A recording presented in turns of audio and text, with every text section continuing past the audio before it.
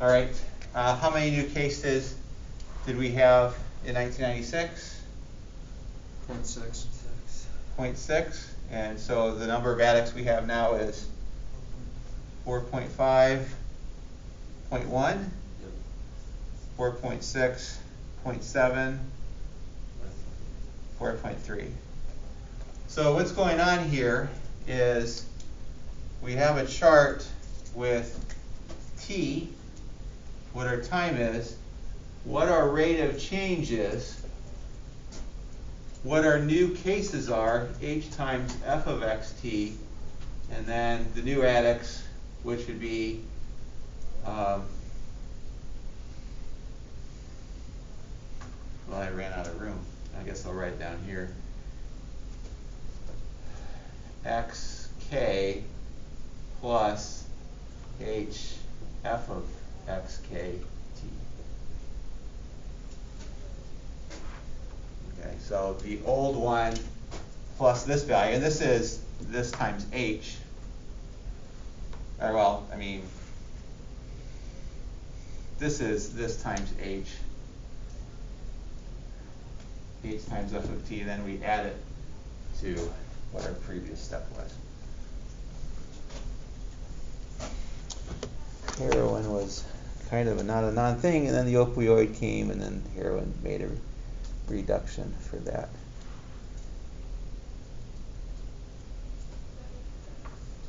Okay.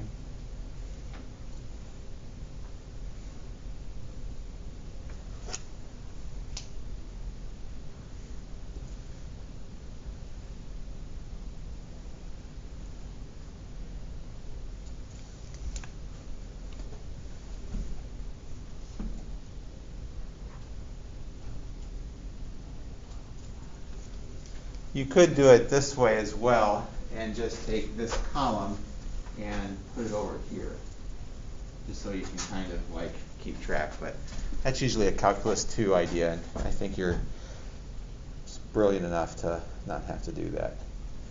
So again, the idea is this is f of our t equals 0 and my y value of 2.75. This is h times that.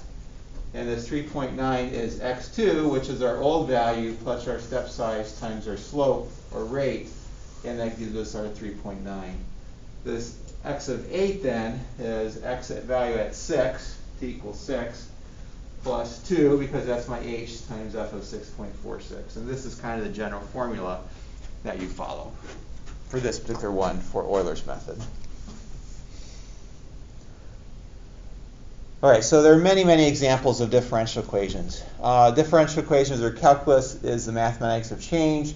There's so many applications of calculus. That's why we have it as a freshman level math course, because it is so useful in such a variety of places. Now, there are two fundamental questions in differential equations. One is, does the solution exist? And the next question, is it unique? Similar to linear algebra, if you have a system of linear equations, does the solution exist? If it does, is the solution unique? How do you tell if a solution exists for a linear matrix equation, for those who had linear algebra?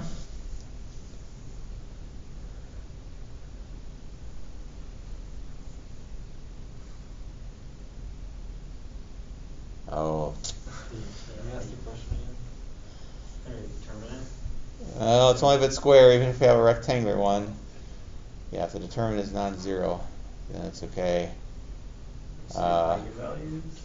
No, you're going way too deep. All you have to say is there's a pivot in every row, and except unless the pivot is in the B case.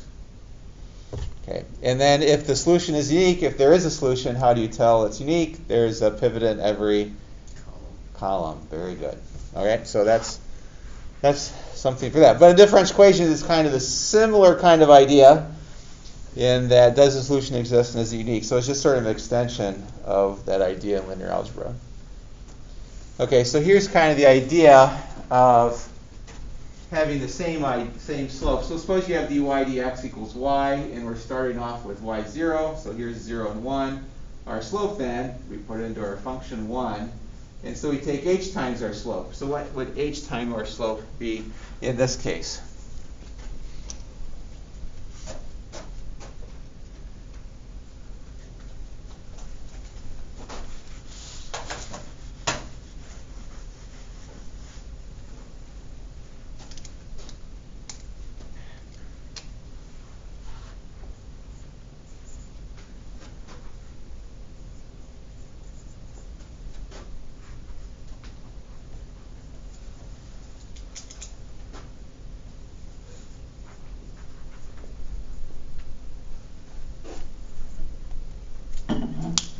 So we start off at 0, 1.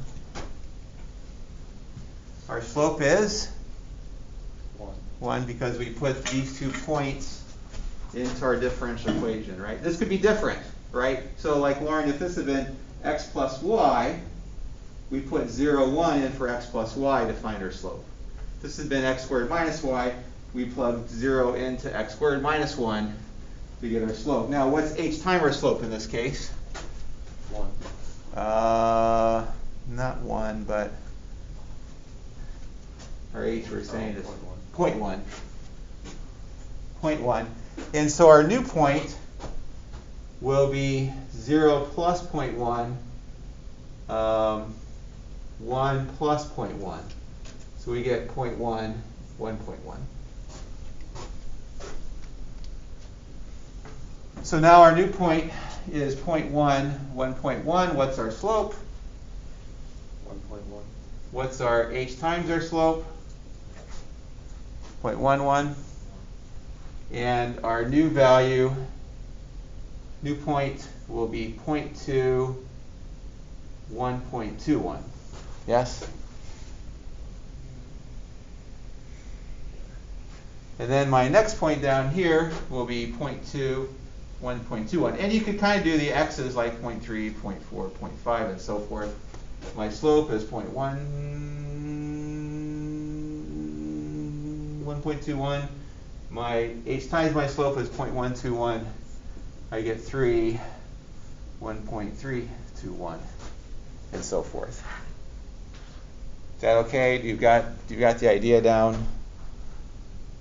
Okay, so if I ask you the next page, next slide, that you'll be able to do this. You will be? Will be? Will be? Okay. I don't think I did. Okay. All right, so that's Euler's method there. Now we're going to extend it a little bit. Euler's method is a good first start, and that's a good way to do this. But we're going to talk about, of course, Taylor series method, and today only one of you has a Taylor shirt on, unless yours is. Nope. So, guess we're getting less in the spirit. So we start out with Taylor series. Of course, that doesn't work as well as some other things. We talk about the types of errors, and that's going to be a key here for us in this class. And then we're going to go to Runge-Kutta equations, which is more accurate than others. All right. So the first order differential equation is going to be set up a function of t. This will be our independent variable, sort of like our and x, which is our dependent variable. The reason why we use x for the dependent variable because of the derivations.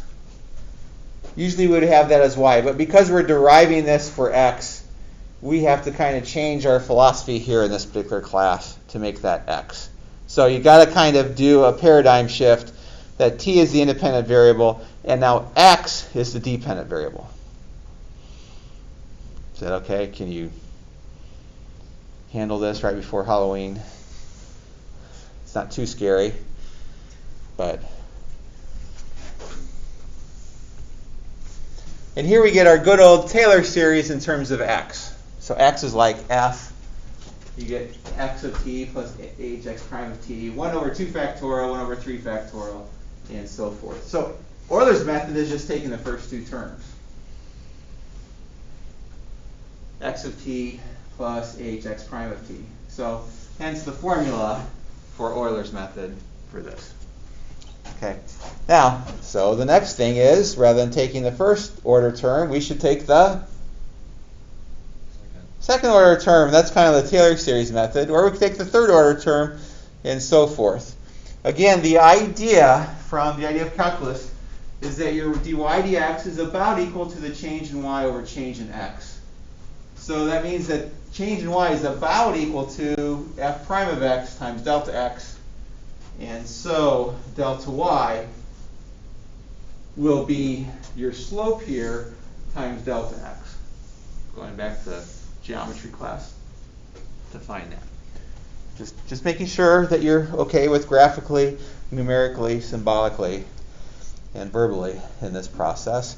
And again, this is Euler's method, that you start here, you go along your slope, you go along your slope, and you go along your slope, and that kind of is the idea of Euler's method numerically. And there it is again. And you can set this up as a nice little M file. Let's say you set the integration range. You're going to integrate from 0 to 4, and your x is your initial value and y is 1. You set the step size as being 0.5x. Here's your slope, your f minus your initial, x final over dx, so that's going to be like your h-pack print, and you loop it from 1 to nc. And this is your function you're plugging in, y equals y plus dy dx, x is x plus dx, print x, and then you go back. So it's a nice little script that you can write with Euler. Not too bad. Not too shabby. Here this is, I guess that was just general pseudocode. Here it is for MATLAB. Your starting point A is 0, your ending point 4 is B. I want to do 20 step sizes, so my step size will be, each step size will be minus A over n, or 4 minus 0 over 20, or 1/5.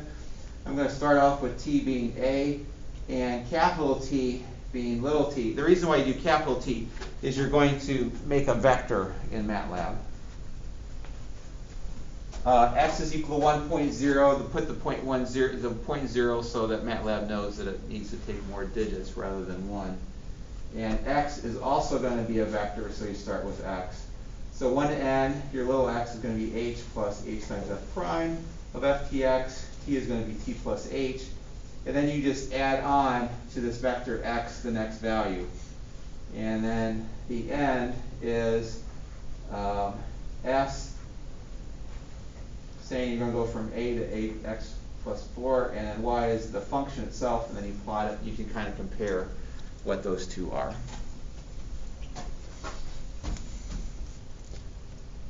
All right, so we're going to use more general terms, but this is generally not used. And there's a reason why we don't use it, because it's not as good. So it's a nice theoretical start with, here's my capital F, my x prime is this. It's a function of both the dependent variable and the independent variable. And this is my starting point, x1 is -1. And I can differentiate this. This would be 2x x prime plus 3t squared using my implicit differentiation, calculus 1. Remember, calculus 1, implicit differentiation. We're okay with that? Then we can do the third derivative, use the product rule, 2x x double prime plus 2x prime x prime plus 6t. Then the fourth derivative, use some product rule and simplify. And we could use these numerical values, which give us x double prime, which could then give us our next point. So you just kind of double, do some product with that. Now, by the tone of my voice, you realize that this is not the best way.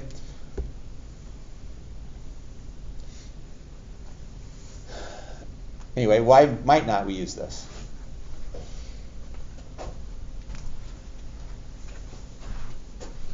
Any ideas? Hope we don't have any prospective visitors here. Although, this is a good critical thinking skill, is to sort of say, well, what's, if you want to do something, figure out what are ways you couldn't do it, right? So if you want to date somebody, what were ways that you wouldn't have to do it? Well, just don't shower for a week. That would probably be a good way. Never talk to the person. Make bad comments about them. And then you can kind of figure out ways that you could kind of get to them. So why not tailor here? What were some things that we saw just in that little brief example? Lots of derivatives. Lots of derivatives, lots of calculations. We might as well just solve it for any others? I assume it's a pretty good estimate without all the extra terms, and so it's not really worth the change in error. What was the last time you said? It's not really worth the decreased error due to very little. Sure. I'll just kind of modify your result and just say waste. Just a lot of things. There's not a lot of, and from you're saying is cost-benefit analysis not good, which is kind of the combination of both.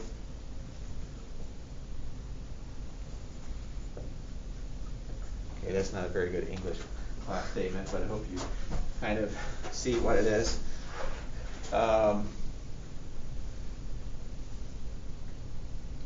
Yeah, there are a couple others from this, but in general, and this is where we need to start paying attention. In general, each step is you have what's called the local truncation error. You spell local, L-O-C-A-L.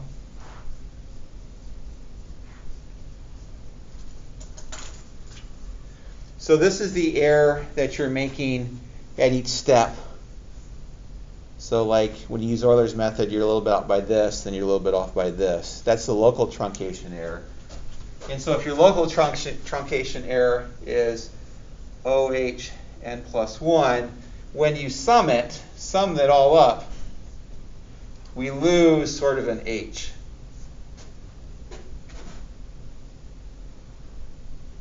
Or an N. I'm sorry. Yeah, an N. Well, we lose an H. So you have the local truncation error, and that we would call the global error. But I don't like the global error, so we'll have a better name for that. Okay. So Taylor series, and then some things about error that are important. So let's use old error and new wineskin.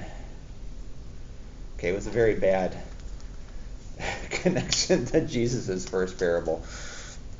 And truth be told, I'm still trying to get the whole thing about putting new wine in old wineskins, why there's something bad about that, but I don't understand very much about wine. I don't understand very much about wineskins. I don't understand very much about ancient Israel in this particular situation. I just know it's bad. You should not. I get the general point. I just don't get the parable. If that makes sense. Okay. So here's what's going to happen. In local errors are the same sign, the numerical solution will probably drift further from the solution. So it's sort of like we make a bad choice here, our bad choices keep coming up and we get further and further away. Okay, so it drifts. And the other part is that we get propagation error. One of the reasons why we lose an H is the whole idea of propagation error.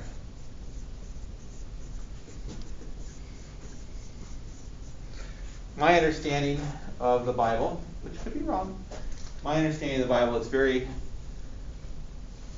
positive to be part of a faith that you're not about performance, because I do drift and propagate error, but there's this opportunity for forgiveness and resetting my life. Now, other religions do also have grace and forgiveness, but I'm just saying that's a positive of the Christian religion, so that no matter how far I drift apart from God, there's always a chance that I'm within His confidence.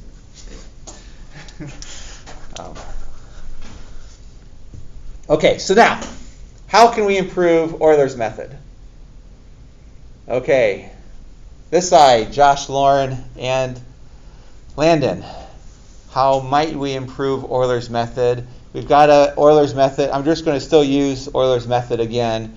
How could I improve it, like in this particular case? Decrease the step size. Decrease the step size. Very good.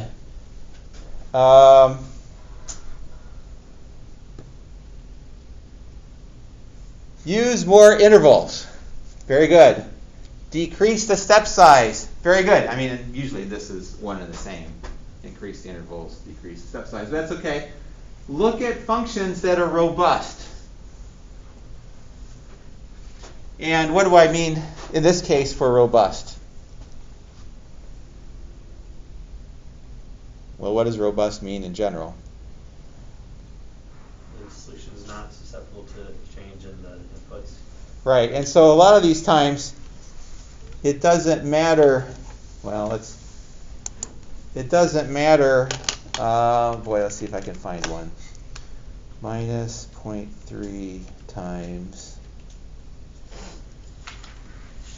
y minus 2. It doesn't quite matter where I start. I'm going to end up at 2, right? So look at those functions to kind of see if they're robust or not. Euler is locally OH squared, but remember when we sum it up because of propagation error, it becomes OH. Hey, but it's a first approximation. Euler's pretty good. Kind of gives us in the ballpark, just like Taylor series gives us a good start. So, just as a reminder, to improve Euler, and we are talking about his method, not him himself.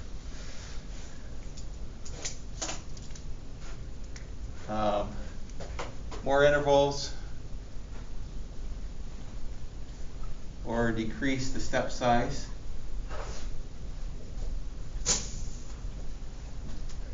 Use robust functions. Of course, we don't always have that opportunity, but we can maneuver it so maybe we can make the function robust. And just a reminder, Euler is locally OH squared, but globally OH.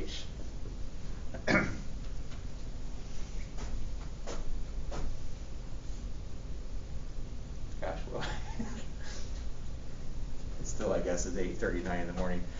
You, what is it? You act locally, think globally, or you think locally and act globally?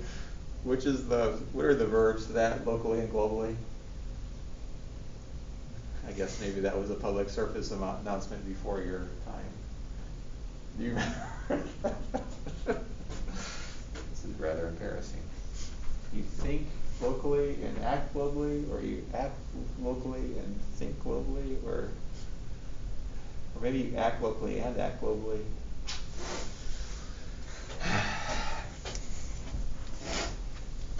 Anyway, I'll look it up. I don't think there'll be enough that I'll email you the answer, but maybe I'll mention it on Monday.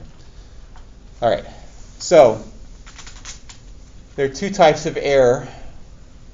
There's the truncation error, and this is going along with the method that you're using.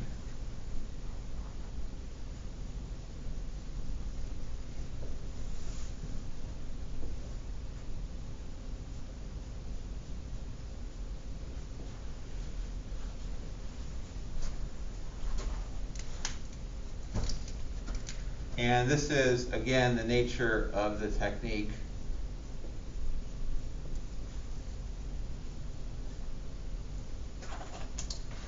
And this also leads to sort of a propagation truncation error.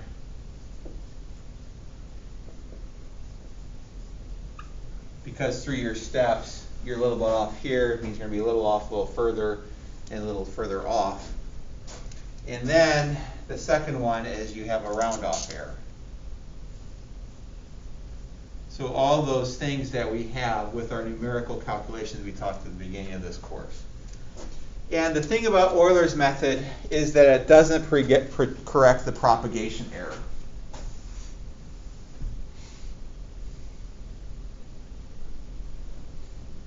So maybe what we can do is we can use another method that kind of reduces this propagation error. Because in some sense what we're doing, we're starting at a point and we're shooting off and we're not making adjustments mid-step. So here's possibly one thing that we can do. And there's something called Hewn's method, and this is called an improved Euler's method.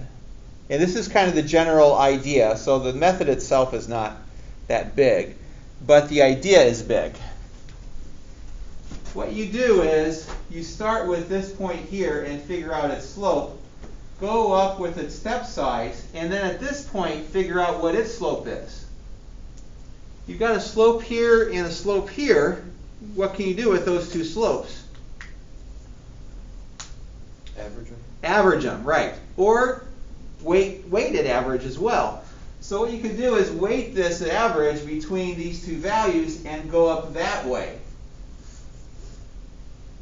Okay, so a weighted average. And so in some sense, this is kind of the idea of a predictor. And then you average those, and that's kind of like your corrector idea. So you send out a scout, tell them, hey, we're going to move it this way when we're at this point. All right, so let's adjust and figure out what that might be. And I can't figure out a baseball analogy for that, but I'm sure there is one. So you have the predictor of what your scout was, and then you find the average slope, and this average slope then will be the corrector. Euler doesn't take into account the propagation error, but this idea, and Hewn's method is just our initial idea, that we can kind of see what these two values are and take this average. But we don't have to take this figure average. We can take a weighted average. We can take two-thirds of this one and 1/3 of this, or 2/5 or 3/5 of that other one, or just all put it into the predictor. There's still a side excursion. Use the midpoint method. Rather than, why do we have to use the two endpoints? Maybe we should just use the midpoint. So instead of using, for our slope, 1.1, maybe we should use 1.5 and 1.1 to find this value. And so if you use the midpoint method where you kind of average the endpoint and the local truncation, we get a little bit better. We get OH to the third, and the global truncation is OH squared. So that's just kind of the general idea or process of what we can do is we kind of set a predictor, kind of send out a scout, say, hey, the slope is this up here, and then average them or do a weighted average to figure out what our new value should be.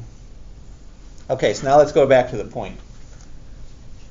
And the most standard way, at least here at the beginning, for differential equations is use Runge-Kutta methods. Runge was a German engineer who is best known for numerical solutions of differential equations, 1867 up until almost the end of World War II.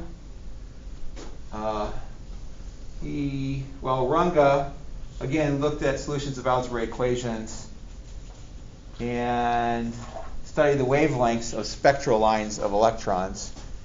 1856 to the perhaps greatest baseball team of all time. I hate for me to say that, but in 1927, Babe Ruth and all. So the Roaring 20s. So they lived about this time. How is that some team that was 93 years ago, I still can't accept that. Hey, there's analytics on this though, right? Yeah, it's a very different run scoring environment and stuff. So. Sure, and probably with analytics today, they and stronger players and African American players and Cuban players. When compared to averages of the time, though, that was easily the best team. They were beyond the standard deviations of everybody else. You know. Okay. Back to the point. So here's the idea. What we're trying to do is imitate the Taylor series. That's good because we get a few more h squares, h cubes in there without having to differentiate the original equation. We don't want to have to do these lots of calculations. Okay? So that's number one. We don't want to do implicit differentiation. I like implicit differentiation, but it's too much work. Sort of like some of my friends down the hall, kind of thing. You know, I like them, but you only take so much of them. Implicit differentiation is the same way. So, order 2 is low precision, only be good for mini satellites that you'd send up in space. I get Taylor. However, it's good to derive order 4. Very few textbooks ever derive all of order 4 Rangakata. So we're just going to do order 2 just to kind of get the idea of how it works. So for any initial problem, we need to have given x of t plus h in terms of the previously known problems. So we're going to assume that we can cite x of t 1 step back and 2 steps back after the process has gone through a few steps. So I need to get up to speed, and then I can use the previous 2 or 3, 4 steps to kind of get my next step. Okay, is that okay? We can't start using it until we get up onto the highway. Sort of like cruise control, I guess. Although, well, that's another story. The old days, we could only use cruise control after you got about 40 miles per hour. I don't know how low you can use cruise control in today's cars. So here's what the order 2 is. X of 2 plus h is x over 2, h over 2 of x of t plus x, h over 2 of this next one where you are at the end point and then your y value is at the end point. In other words, this is usually like the k's because it reminds me of kata. X of t of 1/2 k1 plus k2, where you average what your value would be currently and what your value would be sort of at the end. Although this k1 makes a change. And we're going to have to do some derivation, but first we have to do Taylor series in 2 variables. And you can set this up sort of like a binomial series. If you take the partials of just f and f, you just get f. The first partial, though, you get h df dx and k df dy. And the second one, you get h squared, second partial with respect to x squared, 2hk, like when you do a quadratic part, 2hk, second mixed partial, and then k squared df squared. You're going to kind of see why we don't do the full-blown derivations. And then we're going to approximate this, but we're going to wait till Monday to show this and maybe set up some Excel spreadsheets to sort of examine this as well. So, may you finish your homework, make blessings, and finish your homework, but also have a good weekend as we take the turn around the third bend and we're heading to the home stretch for a month to go.